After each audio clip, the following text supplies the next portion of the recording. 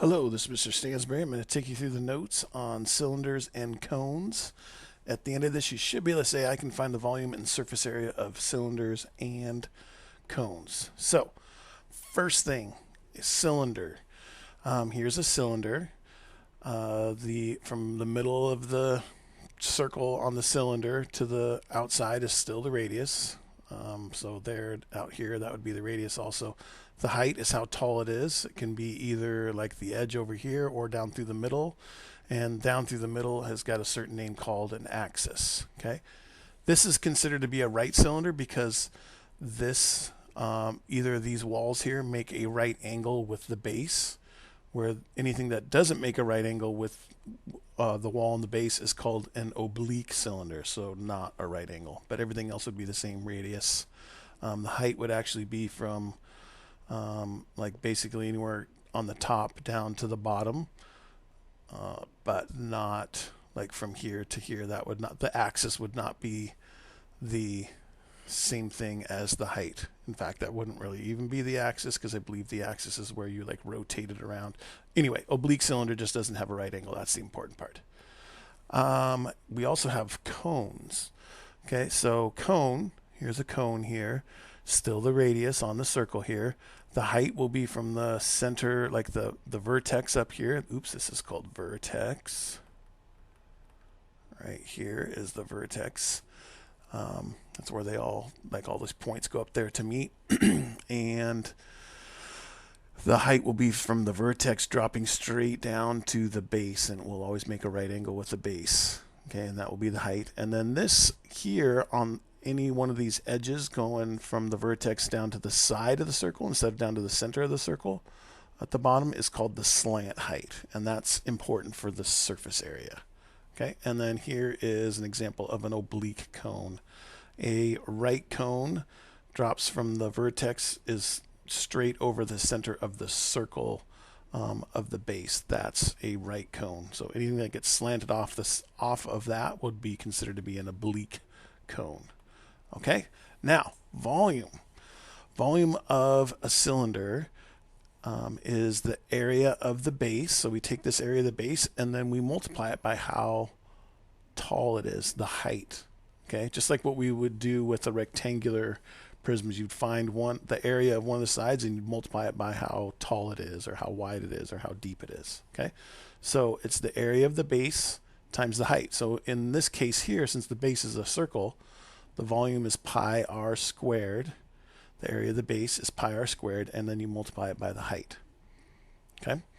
The volume of a cone is actually pretty much the same exact formula, but it takes 3 cones to fill up the same cylinder, like the cylinder with the same circle and the same height. The same area of the circle and the same height.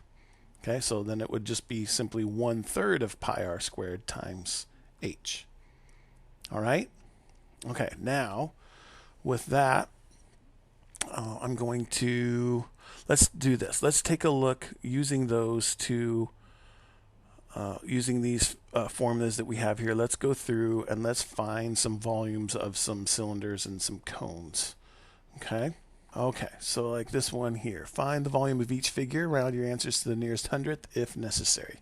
So volume, volume of a cylinder, if you remember, is pi r squared, area of the circle, times the height. So if you plop this can over, that would be the base and this would be the height. So in this case here, it will be pi times our radius, which is 9 squared, times the height, which is 12. So now we can just simply enter that into our calculator and away we go. Okay, so we've got pi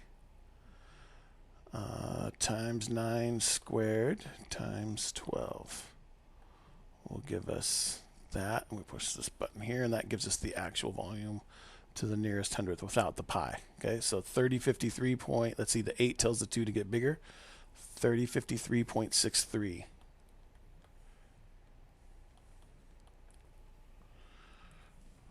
Right, 3053.63, right? And since it's volume, it's going to be miles cubed Volume is always cubed. Area is always squared. And then like lateral, like just little straight lines and curved lines, is just to the first power. All right, for a cone, same thing. It's still pi r squared times height, but it takes 3 of these to fill up the same as if if this was a circle up here and we had these lines down there. Like the cylinder, it's going to take 3 of these cones to fill up that cylinder. Okay, so that's why we have to do 1/3 pi r squared times h. So volume equals 1/3 pi times our radius on this one is 3 times the height of this thing here is 12. Okay, so put that into our calculator. 1/3 pi times 3 squared times 12 gives us 113.099. Tells those, oh sorry, the 7 tells the 9 to go get bigger, so that turns into 113.10, and that is miles cubed.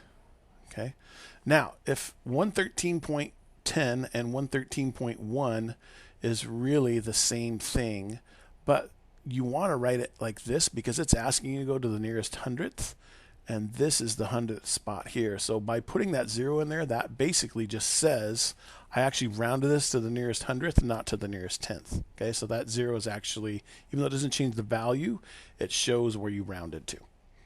Okay, let's take a look at surface area. But before we do that, let's take a quick little comedy break. Tarts box, they have directions on here. Can there be a simpler food item than Pop-Tarts? Like if the directions weren't on there, would somebody, what the? How do I get that goodness in me?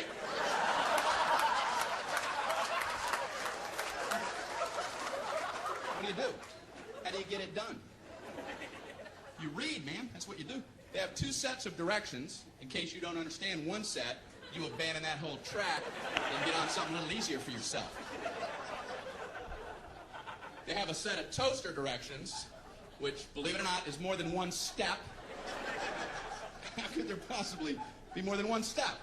I can only think of one. Step 1, toast the Pop-Tarts.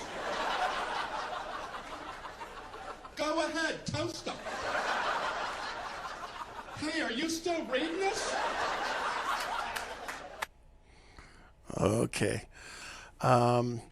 Let's do this. I'm actually gonna stop this one here, and I'm gonna make the next video is gonna be on surface area of cylinders and cones. Okay. So if you have any further questions on this part here, please feel free to ask. Thanks.